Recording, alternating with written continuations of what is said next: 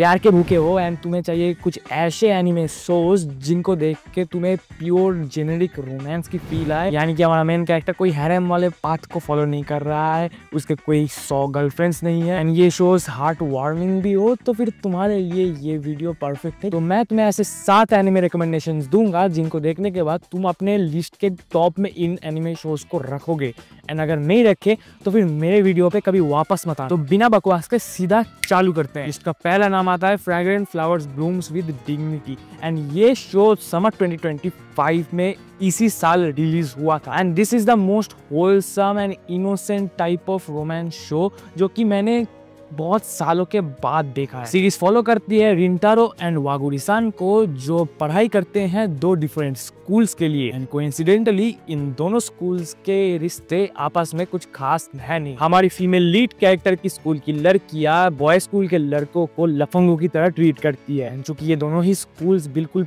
पास खड़े हैं तो इन दोनों स्कूल्स के लड़के एंड लड़कियों का मिलना, एक दूसरे के फेस टू फेस होना बिल्कुल नॉर्मल है एंड लड़कों को हर दिन इस खराब चीजों से गुजरना पड़ता है कि तुम लोग गए गुजरे हो, तुम लोग लफंगे हो, तुम लोग कुछ करते नहीं हो, पढ़ाई वढ़ाई करते नहीं हो, बिल्कुल निकम्मे हो वगैरह वगैरह वगैरह। एंड इसी प्लॉट को सामने रखते हुए हमारे मेन कैरेक्टर्स के रिलेशनशिप एक तरफ से ग्रो हो रहे हैं एंड दूसरी तरफ हमारे मेन कास्ट के फ्रेंड्स एंड कॉलीग्स से उन लोगों को सीक्रेट में ये रिलेशनशिप आगे बढ़ाना पड़ेगा वरना चीज़ें आगे जाके बहुत ज़्यादा ट्रिकी एंड उसी के साथ साथ कंट्रोवर्शियल भी हो जाएंगे। एंड ये सारा का सारा कुछ लेकर ये लोग हमको एक बहुत ही heart warming and innocent type का रोमांस सीरीज प्रोवाइड करता है। तुमको लगेगा कि तुम किसी टाइप का नॉवेल पढ़ रहे हो या फिर तुमको लगेगा कि तुम कुछ अलग ही टाइप का रोमांस सीरीज देख रहे हो, तुम्हारे टिपिकल रोमांस जॉनरा से बिल्कुल हटके बिल्कुल ही अलग किस्म का रोमांस सीरीज है ये। एंड इस सीरीज को खत्म करने के बाद मैं तुमको इसका मांगा भी पढ़ने के लिए बोलूंगा क्योंकि इसकी मांगा की art style is literally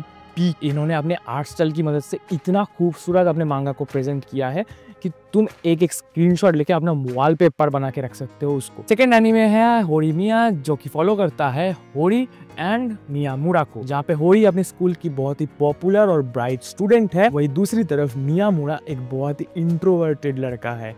just like होरी का एक सीक्रेट है जो कि वो अपने स्कूल के फ्रेंड्स से छुपाती है। उसका एक भाई है जिसका नाम है शोटा एंड उसका वो ख्याल रखती है अपने घर को चलाने के साथ साथ। एक दिन होरी देखती है कि उसके भाई शोटा का नोज ब्लीड हो रहा है एंड उसको लेकर एक गुंडा टाइप का लड़का उसके घर में घुस आया है एंड ये गैंगस्टर वाइब देने वाला लड़का और कोई नहीं हमारा मियामुरा है। यहाँ पे इस लड़के के बदन में टैटूज वगैरह बहुत सारे ऐसी चीजें हैं जो कि एक स्कूल स्टूडेंट के बदन में तो नहीं होने चाहिए एंड अभी इन दोनों को ही एक दूसरे के राज के बारे में पता चल चुका है तो वो एक दूसरे से प्रॉमिस करते हैं कि वो लोग स्कूल में किसी को भी अपने सीक्रेट्स के बारे में नहीं बताएंगे। लेकिन स्टोरीज इतना आगे प्रोग्रेस करते जाता है ये दोनों एक दूसरे को बहुत ही अच्छे तरीके से जान पाते हैं एंड धीरे धीरे एक दूसरे के बहुत करीब भी आते हैं एंड आगे जाके ये लोग रिलेशनशिप में भी आते हैं। ये सीरीज रोमांटिक जॉनरा के अंदर होने के साथ साथ एक कॉमेडी जॉनरा की भी वाइब देती है जिसमें तुमको भरपूर लेवल का कॉमेडी देखने को मिलेगा एंड तुमको मजे आ जाएंगे इसके कॉमेडी के ह्यूमर को देख के। तो फिर रोमांस के साथ साथ तुमको एक कॉमेडी का भी बहुत बढ़िया डोज मैं दे रहा हूँ, तुम इसको जरूर से देखना, चेकआउट करना इस सीरीज को, तुम्हारे को बहुत भयंकर लेवल का हंसी आए। Third one is blue box जिसका मेन कैरेक्टर ताइकी एक बैडमिंटन एस्पिरेंट है एंड वो हर रोज सुबह के टाइम पे अपने स्कूल के जिम में जाता है प्रैक्टिस करने के लिए जिससे कि वो बैडमिंटन के स्किल्स में और भी ज्यादा प्रोग्रेस कर पाए। बट इतनी सुबह जाने का एक सेकंड कारण भी है एंड दैट इज उसके सेकंड ईयर का स्टूडेंट चिनात्सु कानो जो कि उसके स्कूल की बास्केटबॉल की टॉप स्टार प्लेयर है। बट मजे की बात तो ये है कि हमारे फीमेल लीड कैरेक्टर चिनात्सु कानो भी हमारे मेन कैरेक्टर को देखकर ही मोटिवेशन फील करती है एंड अपने बास्केटबॉल के स्किल्स को और भी ज़्यादा इंप्रूव करने के लिए दिन रात मेहनत करती है। एंड जब चिनात्सु के पेरेंट्स देश से बाहर जा रहे होते हैं तो उसकी मॉम की एक फ्रेंड के घर में उसके रहने की जगह होती है एंड ये घर और कोई नहीं हमारे ताइकी का ही घर होता है, यानी कि हमारे दोनों ही मेन लीड कैरेक्टर एक ही घर में एक ही छत के नीचे रहने वाले हैं। बट नोटी सोच रखने वालों को ये मैं बताना चाहता हूँ कि ये स्टोरी बिल्कुल भी ऐसे प्रोग्रेस नहीं करने वाली है जैसा कि तुम लोग सोच रहे हैं। ब्लू बॉक्स हमारे मेन कैरेक्टर्स के एम्बिशन एंड उनके गोल्स को फॉलो करने की जर्नी को हमको प्रेजेंट करती है एंड मोस्टली स्पोर्ट्स के अराउंड ही हमको ये पूरा का पूरा स्टोरी देखने को मिलती है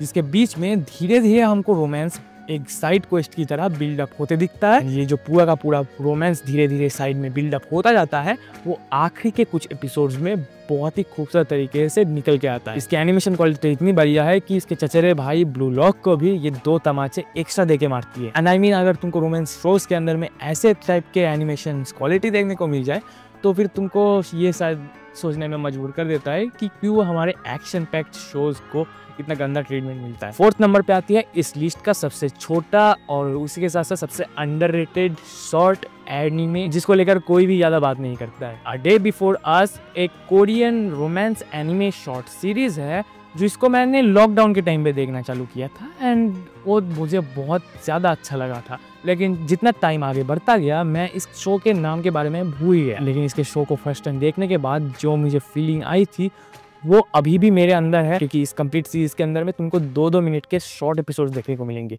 इसका एक एपिसोड अराउंड 2 से 3 मिनट का है, उससे ज़्यादा बिल्कुल भी नहीं है लेते हैं। लेकिन इन 2 मिनट्स के अंदर में ही तुमको इतना खूबसूरत स्टोरी ये प्रोवाइड करेंगे, तुमको देखकर ये लगेगा कि इसका स्टोरी और भी ज़्यादा लंबा होना चाहिए था, इसके एपिसोड्स और भी ज़्यादा बड़े होने चाहिए। लेकिन बाकी कई सारे एनिमे शोज से बेहतर रोमांस का कॉन्सेप्ट ये तुम्हें 2 मिनट के शॉर्ट एपिसोड्स के अंदर में तुमको प्रोवाइड करेगा, जिसको देखने के बाद तुम मुझे आके बोलोगे कि ये शो कहाँ से मैल उठा के लाया। एंड हाँ, तुमको अगर कोरियन में देखने में प्रॉब्लम है तो इसके जापानीज़ एंड इंग्लिश सबटाइटल्स भी अवेलेबल है, तुमको बस उसको ढूंढने की देर है। तो बेस्ट ऑफ लक विथ ढूंढना। वैसे यूट्यूब में भी ये चीज़ अवेलेबल है। अब अगर इतनी देर तक तुम लोग वीडियो को फॉलो कर रहे हो तो तुम्हारे लिए 2 और ऑनरेबल मेंशंस जो कि तुमको बहुत ज़्यादा पसंद आने वाले हैं रोमांस की कैटेगरीज में। पहला है सूर्योदय चिल्ड्रंस, जो कि एक बहुत ही होलसम वाला रोमांस शो है जिसमें तुमको एक पर्टिकुलर कपल देखने को नहीं मिलेगा। इसमें मल्टीपल कपल्स है एंड मल्टीपल स्टोरीज एक साथ में चलती जाती है, जो कि तुमको देखने में बहुत ही ज़्यादा मजे देगी एंड इसके अंदर तुमको कॉमेडी भरपूर मिलेगी। इसके साथ दूसरा एनीमे है the dangers in my heart, जिसमें हमारा मेन कैरेक्टर एक बहुत ही गेनाटा बहुत ही छोटा आदमी है, छोटा लड़का है जिसका फीमेल लीड कैरेक्टर उससे बहुत ज़्यादा लंबी है। एंड तुमको एक अंदाजा आ सकता है कि ये स्टोरी ये हाइट डिफरेंस की वजह से कितना ज़्यादा ऑकवर्ड एंड दरअसल फनी जाने वाला है। But believe in the process guys, दिल से प्यार करते हैं, साइज कोई मैटर नहीं करता है। हाइट की मैं बात कर रहा हूँ। Anyways let's continue with the list, जहाँ पे 5वें नंबर पे आते हैं ऑरेंज शो को लेकर। अभी शो को कंसिडर किया जाता है as a science fiction show, but for the most part जो कि ये रोमांस को ही कंसिडर करके चलता है अपने मेन थीम के रूप में, तो फिर इसको मैं रोमांस की कैटेगरी में ही रखना पसंद करूंगा। शो फॉलो करती है नाहो ताकामिया को, जिसको एक चिट्ठी मिलती है उसके 10 साल बाद वाले फ्यूचर सेल्फ से, और ये लेटर फ्यूचर से उसके सबसे बड़े रिग्रेट को रोकने के लिए भेजा गया है। एंड ये चिट्ठी रिवॉल्व करती है उसके स्कूल के न्यू ट्रांसफर स्टूडेंट टाकेरू नारुसे के अराउंड। अगर मेरा प्रोनाउंसिएशन थोड़ा बहुत ऊपर नीचे हो गया तो मैं अपनी कम्युनिटी से माफी चाहता हूँ। पहले नाहो को लगता है कि ये चिट्ठी किसी तरीके का प्रैंक है जो कि उसके फ्रेंड्स ने उसके साथ किया है, बट जैसे जैसे चिट्ठी में लिखे गई चीजें एक के बाद एक सच होती जाती है, तब उसको पता चलता है इस चीज का सीरियसनेस कितना ज्यादा है। And from that point story starts to kick off. And story के एलिमेंट्स को इन्होंने काफी अच्छे तरीके से हैंडल भी किया है। साइंस फिक्शन है भले ही, लेकिन इसमें जो वर्ड्स का यूज किया गया है वो बहुत ही सिंपलिस्टिक वे में यूज किया गया है, तो साइन गेज की तरह तुमको सारा दिमाग लगाने की जरूरत नहीं पड़ेगी। बट हाँ, इसके अंदर में तुमको थोड़ा पेशेंस लगाना पड़ेगा, क्योंकि इसका रोमांस जो है वो बहुत ही अच्छे तरीके से ग्रो होने में थोड़ा टाइम लेगा, लेकिन जब वो किक ऑफ होगा तो तुम्हें तब से मजा आना चालू हो जाएगा। 6 नंबर पे आता है गोल्डन टाइम, जो कि फॉलो करता है हमारे मेन कैरेक्टर बारुई टाडा को, जो कि सफर कर रहा है अपने एमनीशिया से, क्योंकि हमारे मेन कैरेक्टर ने अपने मेमोरीज को बीच के एक एक्सीडेंट के तहत खो दिया था, एंड जिसकी वजह से उसको याद नहीं है कि उसके स्कूल लाइफ के दोस्त कौन थे। मोस्टली सब कुछ ही वो भूल चुका है, जिसकी वजह से वो टोक्यो में शिफ्ट होता है एक लॉ कॉलेज के अंदर में, जिसमें वो अपने नए लाइफ को एक नए पर्सपेक्टिव के साथ शुरू करना चाहता है। जब हमारे मेन कैरेक्टर का यही मोटिव है